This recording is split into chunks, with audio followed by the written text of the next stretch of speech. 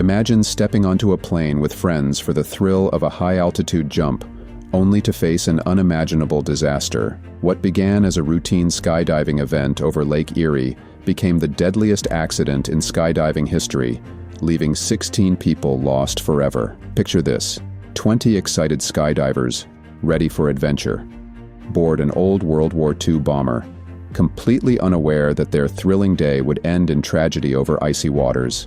Have you ever wondered what could go wrong during a jump like this? Today, we're diving into the Lake Erie plane crash, a disaster that shocked the world. On August 28, 1967, a group of skydiving enthusiasts gathered at Ordner Airport in Ohio for a chance to jump from a World War II-era B-25 bomber. In the 1960s, skydiving was still a new and thrilling sport, attracting adventure seekers eager for the rush. This event offered them something rare and exciting, drawing in experienced skydivers ready to push their limits. The weather that day was far from ideal. Over Lake Erie, thick clouds hung low, creating a hazy, unpredictable sky. Skydiving under these conditions was risky, especially for such a large group. Yet, despite the cloud cover and the shifting weather, the event continued, and the excitement among the skydivers grew. The B-25 bomber, specially modified for this type of jump, could only hold a limited number of people. In total, only 20 of the most experienced skydivers were given seats on the plane. This meant around 10 others who showed up ready to jump were left behind. A decision that, unknown to everyone at the time, would save their lives. As the bomber prepared for takeoff, no one could have imagined the series of tragic events about to unfold. The skydivers on board were excited, focused, and ready for one of the highest jumps they'd ever experienced. But in the excitement, the thick clouds and poor visibility masked the dangers ahead. The bomber started its slow climb toward 20,000 feet. The skydivers on board were filled with excitement, though the ride wasn't comfortable. With each passing minute, the temperature outside dropped further, reaching 20 to 30 degrees below 0 Fahrenheit. The bomber wasn't insulated like modern planes, so the skydivers had to bundle up to stay warm, adding extra weight, but essential protection from the freezing air. The ascent itself was challenging. The old World War II bomber wasn't built for speed, so the climb took nearly an hour. The skydivers sat in cramped conditions, feeling the cold seep through, yet staying focused on the thrill awaiting them. For many, this would be one of the highest jumps they'd ever done. No one sensed the hidden dangers building just beyond the thick cloud cover. Meanwhile, a small Cessna 180 had also taken off from the same airport. Unlike the bomber, which was carrying skydivers, this Cessna was there for aerial photography. One of the passengers who had been turned away from the bomber decided to hitch a ride on the Cessna to capture the jump from above, adding an exciting layer to an already thrilling event. As the two planes climbed in the cloudy sky, a risky situation was building.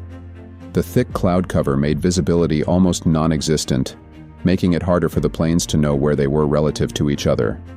In the 1960s, technology wasn't what it is today. There was no GPS to guide them precisely.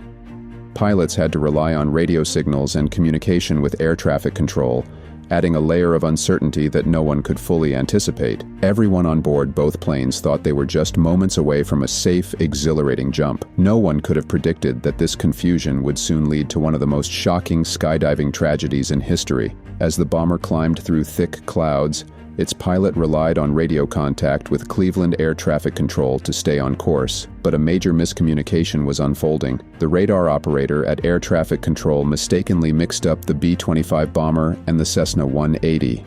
The radar showed only one target in the area, and Air Traffic Control assumed it was the bomber, placing it near the intended drop zone over land. In reality, the B-25 had drifted off course and was flying over Lake Erie, far from where the skydivers were supposed to jump. With visibility almost zero in the dense clouds, the B-25's pilot couldn't see the ground and had no idea they were far off course. Believing they were over the intended drop zone, he gave the jump signal. The skydivers, eager and ready, began their exit, unaware they were thousands of feet above open water instead of solid ground. Bundled up to protect against the freezing temperatures at 20,000 feet, one by one, 18 skydivers leapt from the bomber in quick succession, entering freefall. They moved confidently through the clouds, expecting to break through and find their landing zone below. In those first seconds, it was all thrill and adrenaline. The skydivers had carefully planned their formations, diving through the air in coordinated moves, but they remained surrounded by thick clouds,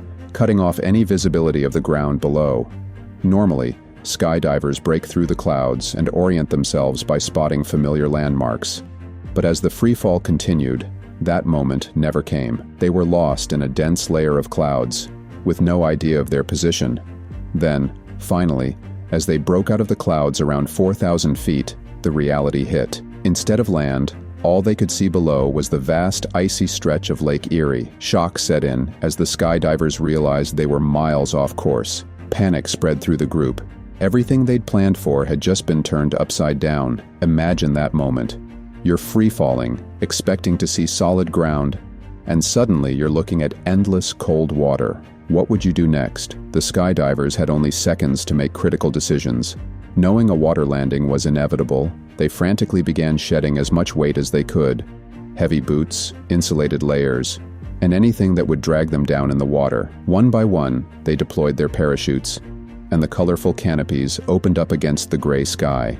Witnesses on shore, who were initially awed by the sight of the parachutes, soon realized the skydivers were over the lake and in trouble. The descent continued, each skydiver bracing for impact with the water.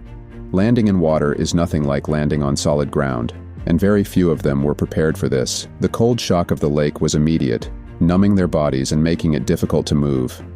The lake's rough waves, reaching up to 4 feet high, added another layer of danger, making it hard to stay afloat. Once in the water, the skydivers faced a new and terrifying challenge. Hypothermia set in fast, and the heavy gear that some still wore began pulling them under. Scattered across the lake, they had no way to communicate or signal for help. It was a desperate, individual struggle to stay alive in freezing water that quickly sapped their strength.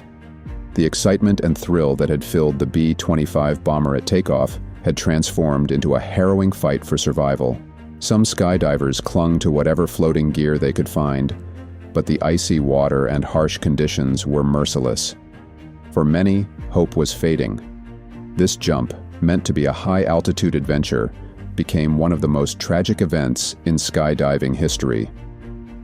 The Lake Erie plane crash claimed the lives of 16 people in what should have been an exhilarating experience. Just a quick reminder, if this story has you on the edge of your seat, don't forget to subscribe and hit the notification bell for more gripping, true stories. As the skydivers hit the freezing waters of Lake Erie, the struggle for survival began immediately. The impact was harsh, and the cold shocked their bodies, making it difficult to move or think clearly. In those first moments, each skydiver fought to stay above water. They weren't prepared for a water landing. Worst of all, the icy water quickly numbed their limbs and sapped their strength. On shore, people who had gathered to watch the jump were stunned by what they saw.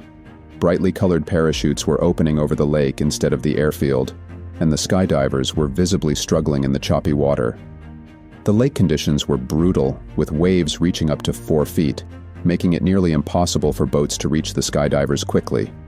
For those stranded in the lake, time was running out. The cold, the waves, and the weight of their gear created a deadly combination that tested every ounce of their strength and will to survive.